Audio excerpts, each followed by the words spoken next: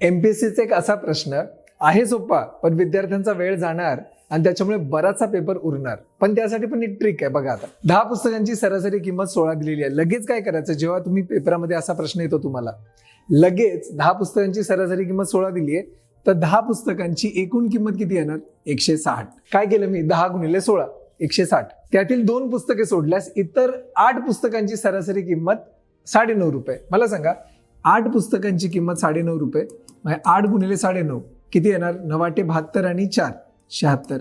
म्हणजे 10 पुस्तकांची एकूण किंमत 160 रुपये आणि 8 पुस्तकांची एकूण किंमत 76 रुपये. मला सांगा, 2 पुस्तकं उरली की नाही? मग 2 पुस्तकाची किंमत किती येणार? 160 मधून 76 वजा करणार, किती आली? तर ती येणार 84. एवढं कळलं का? 2 पुस्तकांची किंमत झाली 84 रुपये. त्यांनी काय म्हटलेलं आहे? त्यांनी ते नाही विचारलं. त्यांनी विचारलंय त्या 2 पुस्तकांपैकी एकाची किंमत दुसऱ्याच्या किमतीच्या 40% अधिक असल्यास त्या 2 पुस्तकाची किंमत किती? मुलं काय करतात? मुलं मग नंतर इक्वेशन मांडतात आणि नंतर उत्तरापर्यंत पोहोचतात. काहीच गरज नाहीये. तुम्हाला एवढं कळालं ना, 2 पुस्तकाची किंमत 84 आहे. तुम्ही ऑप्शन बघा ना डायरेक्ट. 2 पुस्तकाची एकूण किंमत 84 फक्त ऑप्शन नंबर 1 मध्येच आहे. 35 आणि 49, 84 फक्त ऑप्शन नंबर 1 मध्ये येतं. बाकी सगळ्यांमध्ये बघा, 40 आणि 24 64 झालं, 25 आणि 12 37 झालं, 30 आणि 18 48. फक्त एकाचीच ऑप्शन क्रमांक 1 ची किंमत 84 येते. सिंपल आहे की नाही?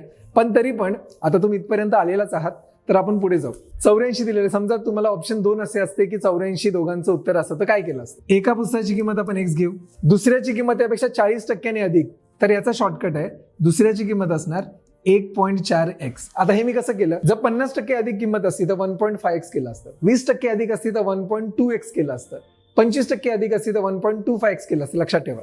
म्हणजे एका पुस्तकाची किंमत झाली x, दुसऱ्या पुस्तकाची किंमत झाली 1.4x आणि यांची बेरीज येणार आहे 84. x अधिक 1.4x ते येणार 2.4x बरोबर 84. x बरोबर 84 भागिले 2.4 म्हणजेच 840 भागिले 24. जर तुम्ही भाग लावला, 24 72 आणि 24 5 120, 35 येते. म्हणजे एका पुस्तकाची किंमत 35 आणि त्याला जर 1.4 ने गुणलं तर ती येणार 49. आहे की नाही? सिंपल सांगा. म्हणजे तुमचं टेम्परामेंट आणि तुमची स्ट्रॅटेजी डिसाईड करतं तुम्हाला पोस्ट मिळणार की नाही आणि कमी वेळेत पेपर सॉल्व्ह होणार की नाही. व्हिडिओ आवडल्यास नक्की लाईक करा.